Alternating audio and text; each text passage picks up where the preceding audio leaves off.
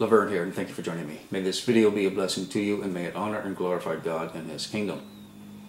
This video is in response to one posted by the atheist SM Savage 32, and I'll include a link to his video. The topic has to do with whether or not Jesus was a real person, or is he a myth that was created by the Apostle Paul.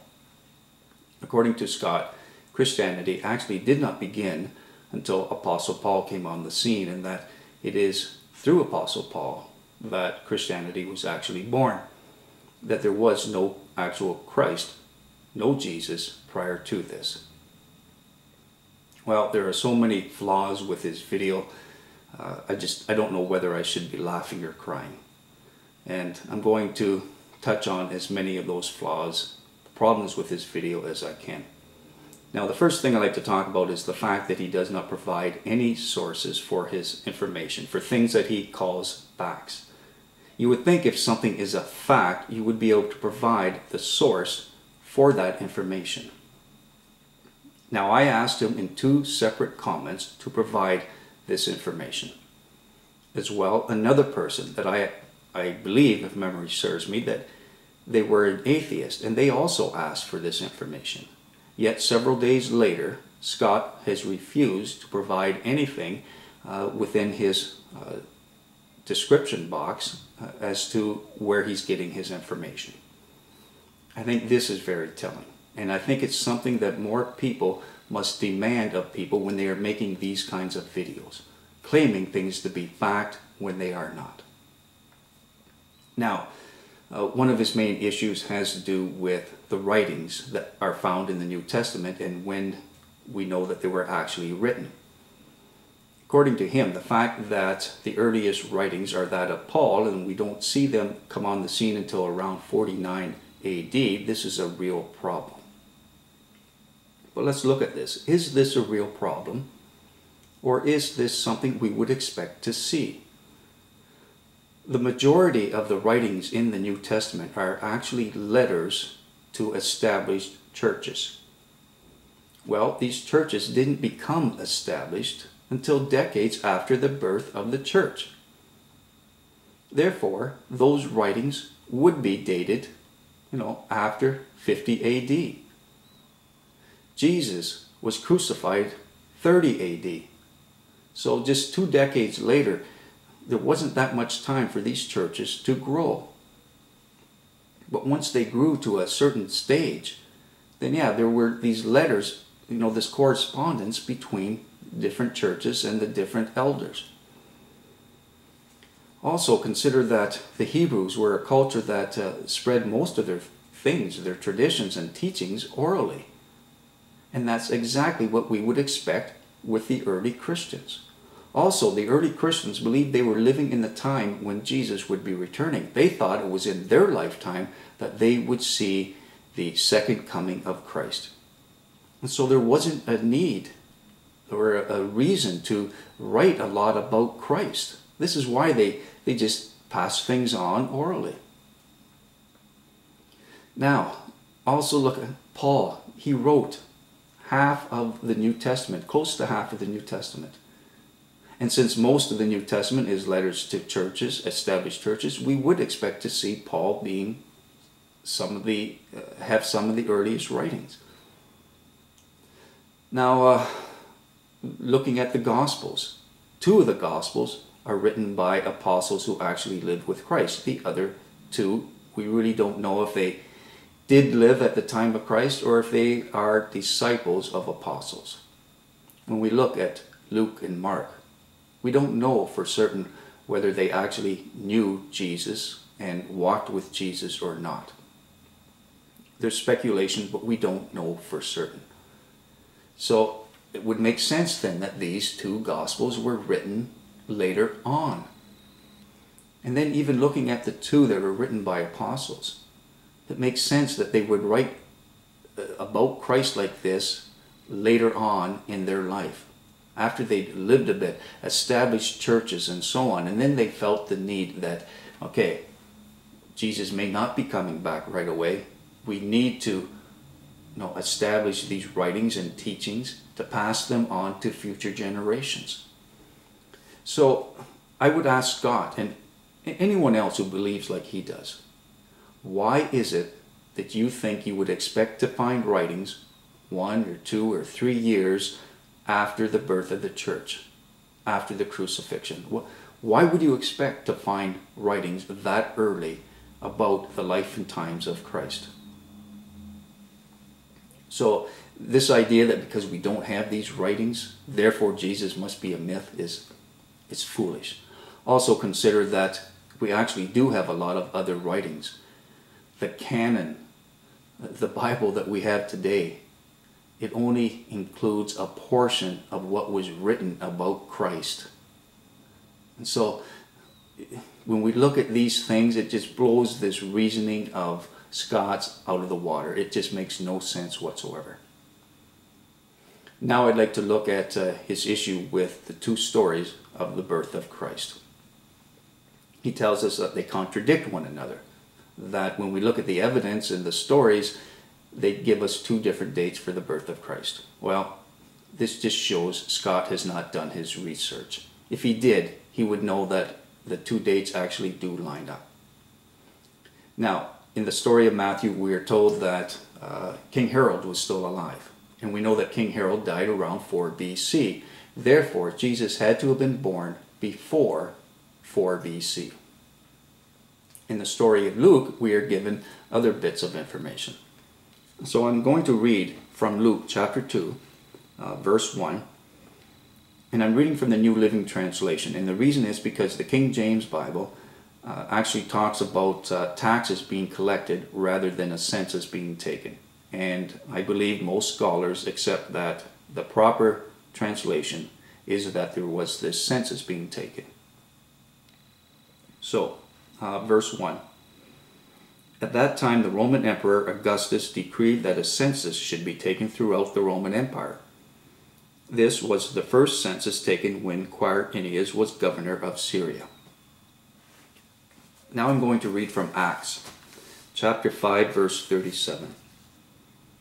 After him, at the time of the census, there was Judas of Galilee. He got people to follow him, but he was killed too, and all his followers were scattered.